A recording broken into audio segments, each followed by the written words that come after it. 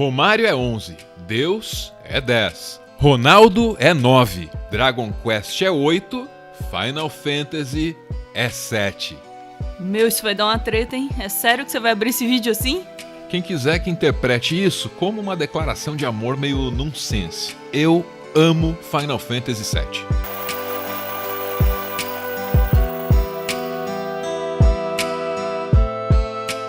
Há quem diga que algumas das virtudes desse jogo se apagaram com o passar do tempo.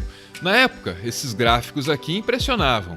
Na época, essas cenas não jogáveis pareciam a coisa mais cara e sofisticada já vista em qualquer jogo.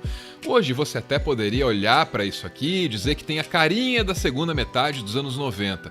Você também poderia dizer que alguns aspectos da jogabilidade não envelheceram muito bem. Esses personagens 3D parecem meio deslocados dos cenários, e se mover nesses espaços pode ser meio confuso. Às vezes, a perspectiva atrapalha. Aí você anda de um lado para outro para tentar achar o seu caminho e com isso você acaba caindo em mais uma batalha. Talvez essas coisas pareçam defeitos para qualquer um que consiga ser imparcial diante desse jogo, mas não é o meu caso. A nostalgia me impede de ver esse jogo como aquilo que ele de fato é.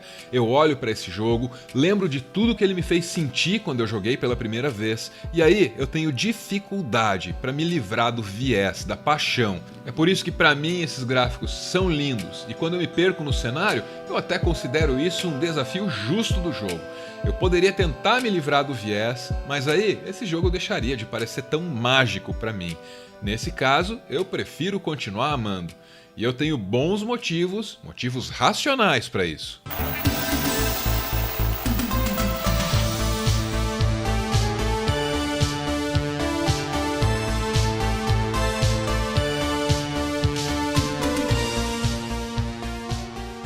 Eu não tenho nenhuma nostalgia envolvida com esse jogo. Pra mim, as batalhas randômicas e todo o grinding que eu tenho que fazer deixam o jogo meio datado. É por isso que eu torço muito pelo sucesso do remake. Mas nada disso me impede de perceber a importância histórica de Final Fantasy VII. Esse jogo veio numa época em que ainda havia dúvidas sobre a capacidade narrativa dos videogames. Nos anos 90, a mídia videogame ainda era vista como um brinquedo. Hoje, ninguém mais duvida da possibilidade de contar uma boa história através de um game. Mas na época, muita gente colocava isso em dúvida. Final Fantasy VII foi fundamental para exterminar essa dúvida. E não é à toa. A história que esse jogo conta é poderosa. É uma narrativa que obriga o público a pensar a respeito do futuro do planeta.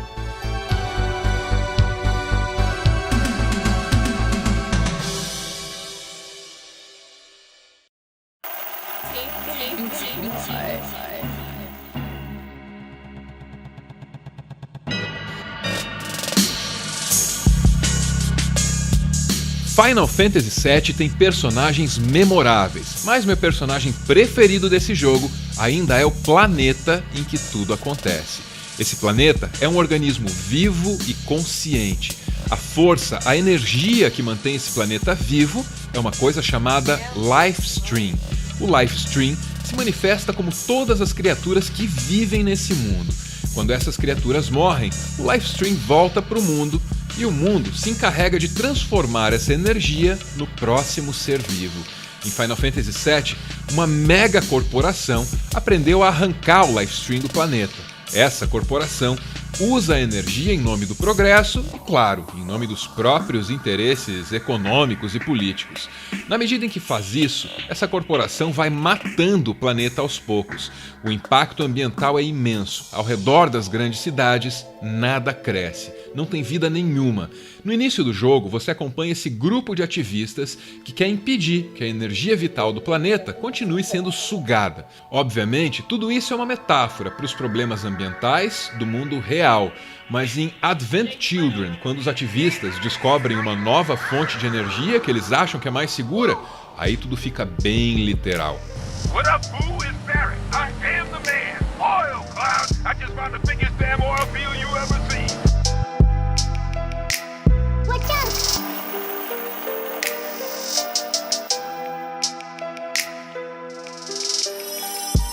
O planeta de Final Fantasy VII se chama Gaia. é uma referência direta à hipótese de Gaia, formulada mais de 20 anos antes do lançamento do jogo por um cientista inglês chamado James Lovelock. Esse sobrenome é fonética e semanticamente muito parecido com o de uma personagem muito importante no jogo, Tifa Lockhart. Segundo a hipótese de Gaia, o nosso planeta é um sistema integrado, capaz de se autorregular. Quando alguma coisa desequilibra o sistema, o planeta responde a essa ameaça e se protege, mais ou menos como seu corpo faz quando você está doente. Apesar de ainda ser definida como hipótese de Gaia, essa teoria tem comprovação empírica e fundamentou muitos avanços no estudo do clima. They never talk about it as Gaia because the biologists scorned it so fiercely in the early days that most scientists are scared of using the word. So they talk about Earth system science, but it's the same thing. And we now realize that the Earth does regulate itself and that we know quite a bit about all the various systems. You see, it's a good theory. It's made no less than 10 predictions that have come true. And that's good going for any theory. O mérito dessa teoria é mostrar que mesmo a menor das mudanças pode ter consequências enormes. For example, we now know through Gaia theory that the clouds over the great ocean areas of the Earth are produced by organisms living in the surface, the algae. They produce gases that go up into the air, oxidize, and produce the nuclei around which cloud droplets form and reflect sunlight back to space. The Earth would be perhaps 10 degrees hotter were it not for the existence of those clouds and the organisms that produce them. O mundo de Final Fantasy VII age seguindo as diretrizes da hipótese de Gaia. É claro que no jogo essa hipótese vem representada com muita fantasia e espiritualidade, mas o básico tá lá. O planeta é um organismo vivo, capaz de buscar o próprio equilíbrio e capaz de se proteger. No jogo, o planeta gera os Weapon Monsters para lidar com a ameaça que a humanidade representa naquele momento. No jogo, o planeta é capaz de concentrar a sua energia vital para tentar se proteger da maior de todas as ameaças. No mundo real, não tem Weapon Monsters, não tem Lifestream, mas existem as mudanças climáticas.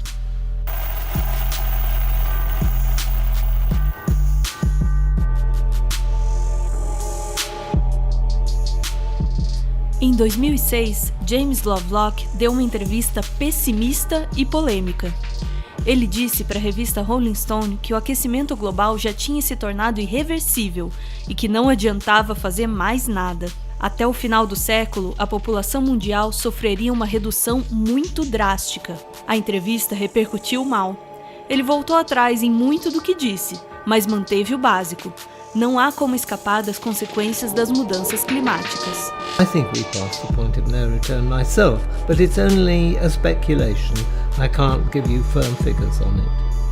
Others think it will be a few years ahead, but whatever way you look at it, it's pretty close. Apesar do prognóstico pessimista, Lovelock não perde o bom humor. Mais recentemente, um mega empresário quis batizar uma empresa de biocombustíveis com o nome da teoria dele. Lovelock não gostou, mas deu risada mesmo assim. Richard Branson is going to be advertising biofuels under the title Gaia Biofuels for Virgin Airlines. And I thought, what? Can't do that. So I sent him an email saying, look, you can't do this. It's almost as bad as me opening a chain of brothels and calling it Virgin. Para Lovelock, os biocombustíveis não são a solução. A escala do problema pode exigir medidas muito mais radicais. And there are a lot of proposals up at the moment. Some colleagues of mine in NASA at Lawrence Livermore Laboratory have what seems a very reasonable scheme for putting up sunshades in space that would be at the gravity neutral point between the Earth and the Sun so that it wouldn't take much effort to hold it there. And it would be a carbon fibre diaphragm spun out, I've forgotten the diameter, but quite large, 10 miles at least. And it's not impractical. They say it would cost less than the space station. but it would disperse about 2% of sunlight coming in and relieve us of global heating. Now that's one proposal. It would take a lot of time and a lot of politics to get it working, but it might happen. Quando ideias como essas começam a parecer a única saída possível, a gente fica com a impressão de que a realidade pode ser até mais impressionante que a ficção. Se for esse o caso, a gente pode encontrar consolo em Final Fantasy VII.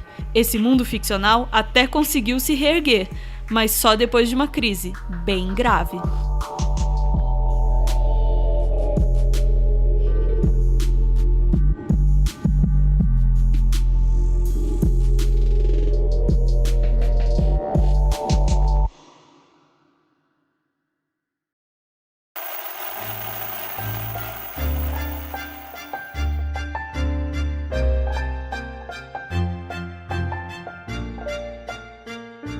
Muito obrigado por ver esse vídeo até o final. O Meteoro é mantido graças a uma campanha de financiamento coletivo. A galera que participa ouve o nosso podcast e também aparece aqui no final.